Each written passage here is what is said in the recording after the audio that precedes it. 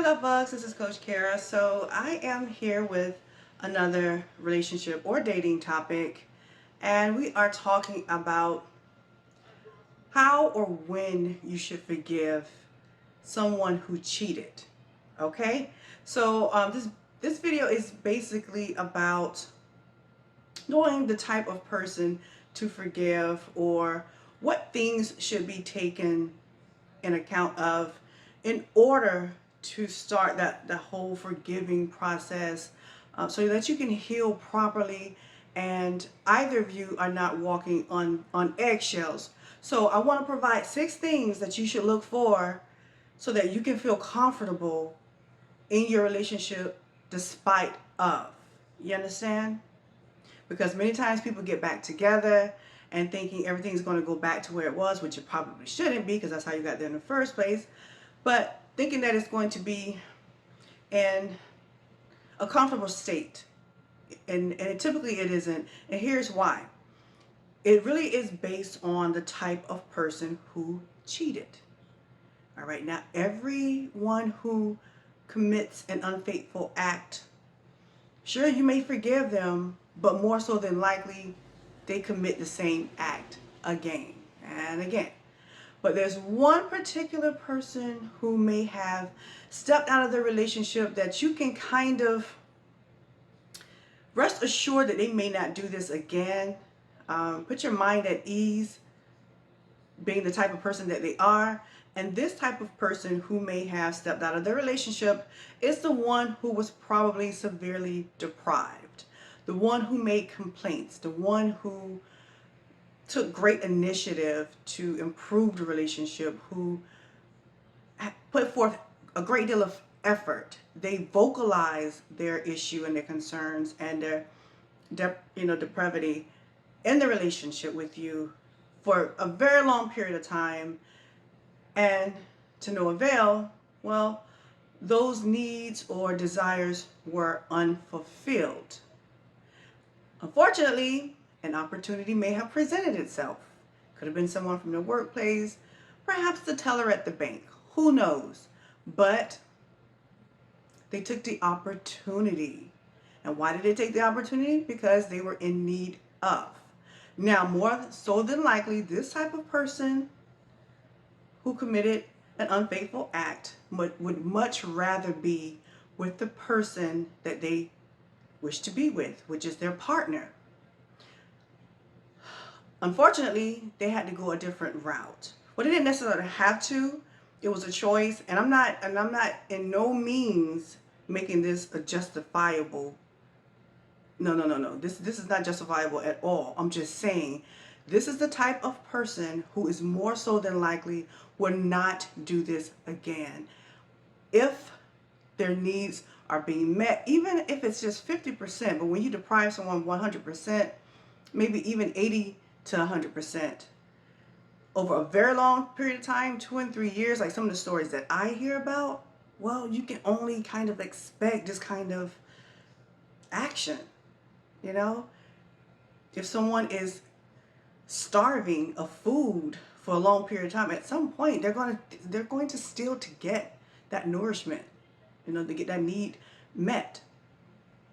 Not because they want to, well, because, all right, they need to be hugged. They need to be told I love you. They have a certain need. And the person that committed to that relationship, well, they're not holding up their end of the bargain. So there you go. So you're more likely to have a more sustainable relationship that will be conducive to having a healthier relationship in the long term if both of you are doing exactly what it is that you're supposed to be doing, which is being loyal and faithful, and just being committed to your, not duties, but to your role in the relationship. You understand?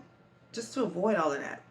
Another reason why you should probably forgive someone, that would be easier to forgive, is when you did not have to experience embarrassment. So it's completely different when someone has been talked about. There's rumors, there's whispers. I saw your person over here with that person. There's gossip.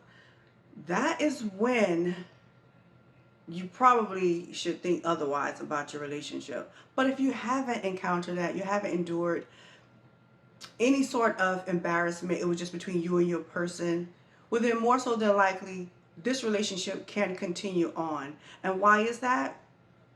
Well, because more so than likely, if this is the type of individual that I spoke of firstly, they're going to accept the aftermath. So whatever sort of repercussion, consequence comes about, they're willing to endure that. They're owning up to that bad decision making or poor choice. They're owning up to that, and whatever comes with that, so be it. I'm grown enough, I'm responsible enough, I'm willing to accept my wrongdoing by you, and whatever, hey, transpires, then so be it. It's my punishment. That is the type of person that you know wholeheartedly is going to be on the straight and narrow going forward. Another way to tell that someone could be easily forgiven is when they actually take initiative to make the relationship better, to admit the wrongdoing. Like, let's just say something came up in the relationship and the guilt has been weighing on them. Like, they are really depressed, and you notice their moods has been off. They've been low-spirited, just not quite themselves for the past few days or weeks. But something's been weighing on them, and that moment has arisen, and they break down and they tell you. They confess. I did this. I did this, regardless of the reason of, but I did this. I'm wrong. I'm sorry. They admit it. You may have not even had a clue. Maybe something was off, but you couldn't pinpoint it, but it was that. Yes, when someone admits their guilt, their wrongdoing, their transgression, without any suspicions or, this being brought up by someone else or them being found. No, they did it on their own because of their conscience. That is a person that you should be willing to take back, to give them another chance, because they're admitting it. It's weighing on their conscience. They couldn't sleep with that. You always want someone to have a conscience. If you're with someone whose ego surmount their conscience, yeah, I don't think you're with the right person, boo. No, not at all.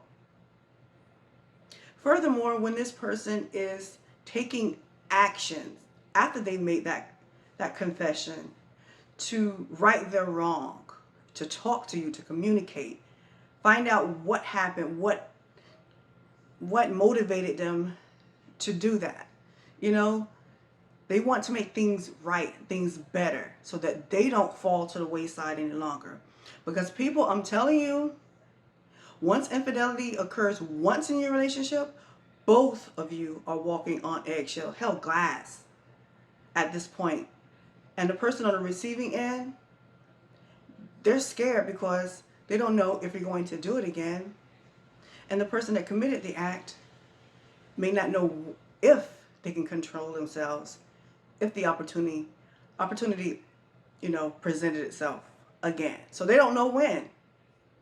Both of you are in the dark. It could be 2-3 years later down the road. You don't know. It can happen at any time. But my point is that this is the one type of person who commits fidelity that you should really give them another chance. Just listen and find out what went wrong, because more so than likely, this person has a big heart. They just decided to, give in. Something was off with them. But as long as they're admitting they're wrong and they're accepting the punishment, the consequences that comes with it, you can argue for weeks and they're willing to go through that with you. They want to talk with you. They want to work things out. Definitely 100%. Be committed to forgiving them and then just letting it go. Having faith in your relationship that it will never happen again. But it's going to take both of you to prevent this from ever reoccurring. Okay? So I just wanted to share that with you all. Just a little pointers about fidelity. There is always hope, but with the right person, of course. All right. All right. All right, my loves, I thank you so much for joining me. Always, all of my information will be linked down below. That is all for now. Until next time.